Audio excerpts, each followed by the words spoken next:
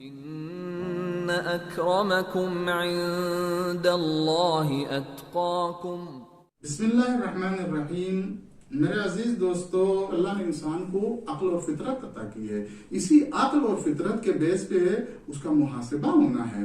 अक्ल अच्छाई और बुराई को समझने की सलाहियत रखती है। अल्लाह ने हर इंसान को बहरहाल अक्ल दी है, कम बेश बहरहाल अपने अपने इल्म और तजुर्बे और अक्ल की सलामती के एतबार से। और इसी तरीके से फितरत है, इंसान को बहुत सारी चीजें उसके सिस्टम में अल्लाह ने रखी हैं, उनको फितरत कहा जाता है। जो उसके सिस्टम अव्वलिया में जो है, मेन सिस्टम में है, उनको फितरत कहा जाता है। मिसाल के तौर पे इंसान के अंदर जमाल पसंदी पाई जाती है, जमाल पसंदी की फितरत इंसान के अंदर है।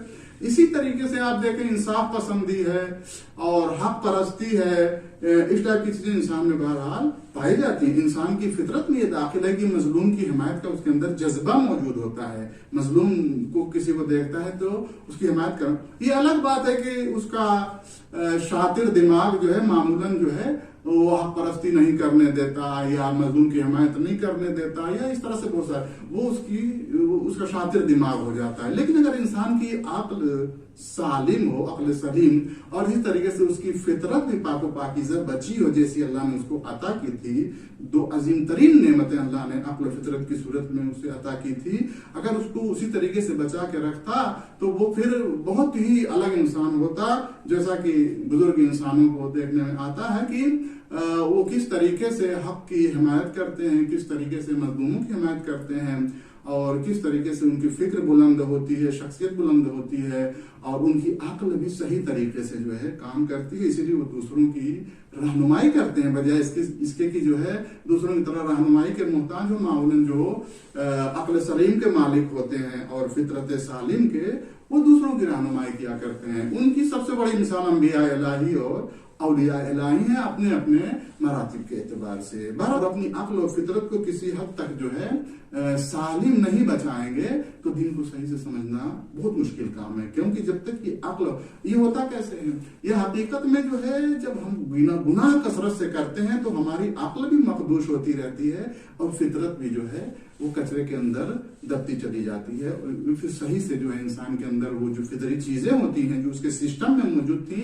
वो धीरे धीरे ज़ईफ होती रहती हैं। देखिए, इंसान यहाँ तक वो फितरत ज़ईफ हो जाती है कि फितरतुल्लाहिल्लती फतरन्नास अलैहा, जो फितरत इलाही अल्लाह ने इंसान के सिस्टम में, जिबिल्लत में, उसकी फितरत में पहले दिन से रखी थी, उसके आईने दिल में अपनी मोहर लगा रखी थी अल्लाह ने, वो देखिए धीरे धीरे इस हद तक पहुंचती कि इंसान दहरिया हो जाता है। कहता है कि इंसान वो अल्लाह ख्याल है या अल्लाह वजूद रखता है या नहीं रखता है, शक करता है। कभी कभी सराहतन कह देता है कि मैं खुदा को नहीं मानता, I don't believe in God. ये क्या है? इस माजी में ऐसा नहीं था। इंसान की ये फितरत जो है ना, ये फितरत इलाही, वो दबते दबते कचरे में, गुनाहों के कचरे में इतनी दब जाती है कि वो खामोश हो जाती है, खत्म नहीं होती है। जैसे एक चिंगारी राख में दबी होती है, उसका ज़ाहिरन न उसमें कोई हरारत होती है, न कोई नूर होता है, लेकिन वो दबी रहती है।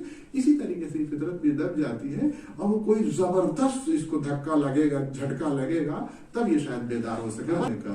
बेमा असौ वकानु यातदून, ये इसलिए इनके दिलों पे मुहर लग गई है और ये इस हद तक पहुंच गए हैं, असल दायरे से बाहर हो गए हैं, क्योंकि ये मुसलसल गुनाह करते थे और मुसलसल हद से तजावुज करते थे।